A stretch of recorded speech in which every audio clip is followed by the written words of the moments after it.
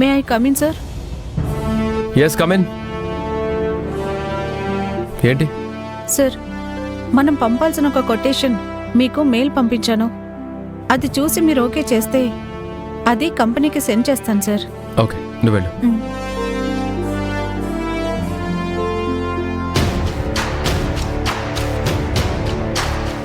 Laptop ఏది? ఓ, కార్లోనే ఉంది కదా.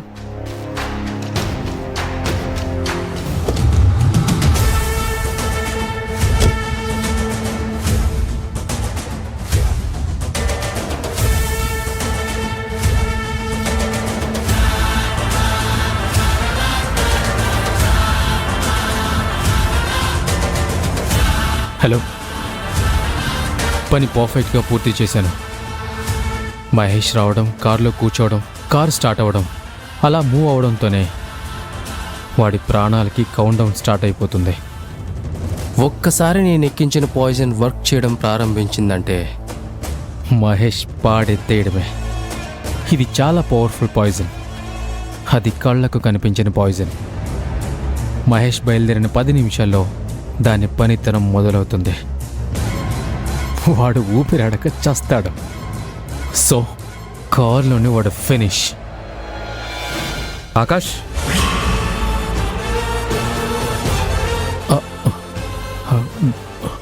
ఇక్కడేం చేస్తున్నావు? అది ఒక ఇంపార్టెంట్ కాల్ వస్తే మాట్లాడుతున్నా. Okay.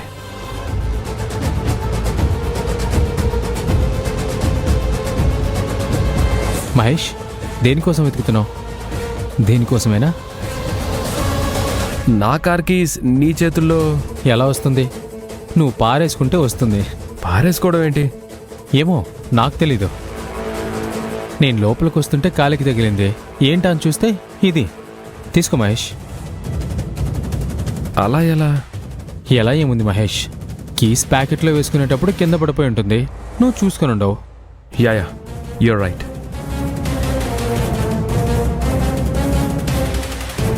Thank you Akash. It's okay, నేను కాల్ ఫినిష్ చేసి వస్తాను. Yeah, you carry on. Bye. Hello, వెళ్ళాడు. రాణిస్తానేంటి? సరే, మహేష్ గారి చావు వార్త వినడానికి రెడీగా ఉండు.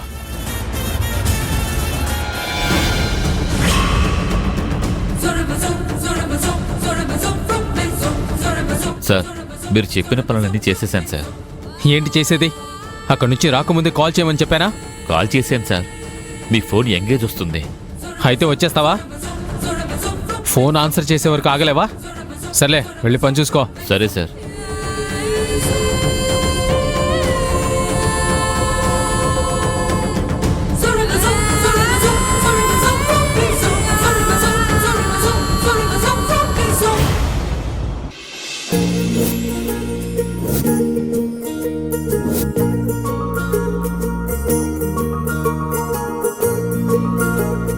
ఇంకా ఎంతసేపు మురళి అన్నా?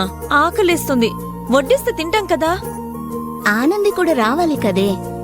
సరిపోయింది. ఆవిడ గారు వచ్చేదెప్పుడు, మనం తినేదెప్పుడు? సెక్యూరిటీ, ఒకసారి రా. మహేష్ సార్ క్యాబిన్ లో మిత్రా గారికి, మహేష్ సార్ కి భోజనం పెట్టాము. Okay sir. ఈ క్యారియర్ మాత్రం కరుణాకర్ గారికి ఇవ్వు. అలాగే సార్.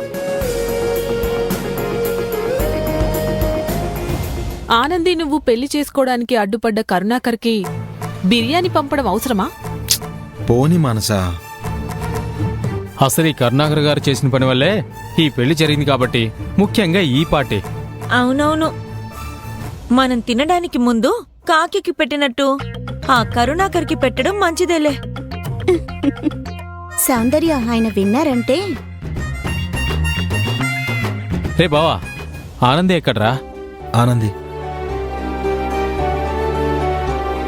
అదిగో వచ్చేసిందే.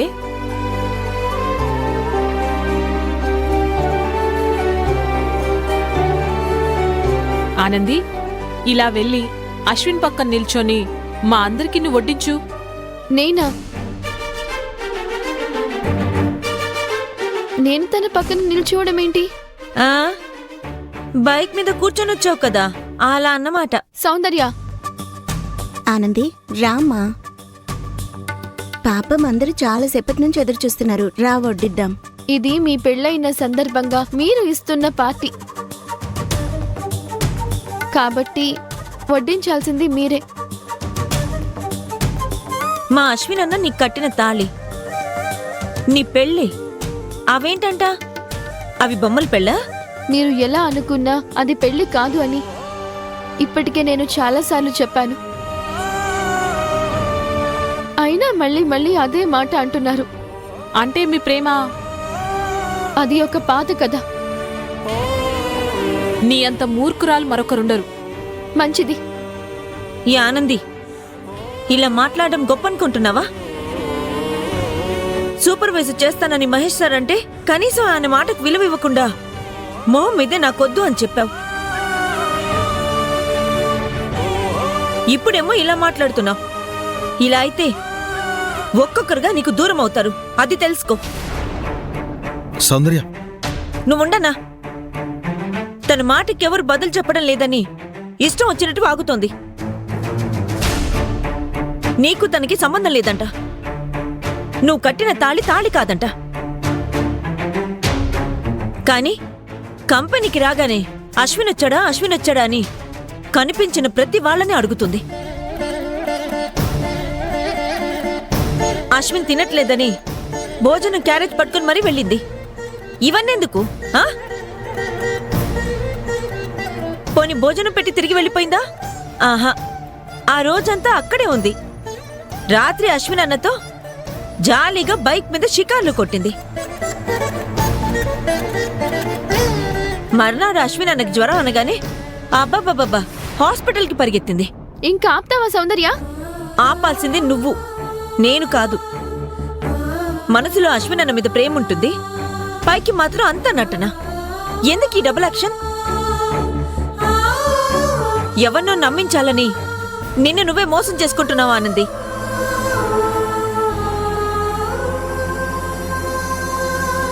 ఒక మనిషి బాగుండాలని కోరుకోవడం వేరు, ఆ మనిషితో ఎలాంటి బంధం వద్దనుకోవడం వేరు.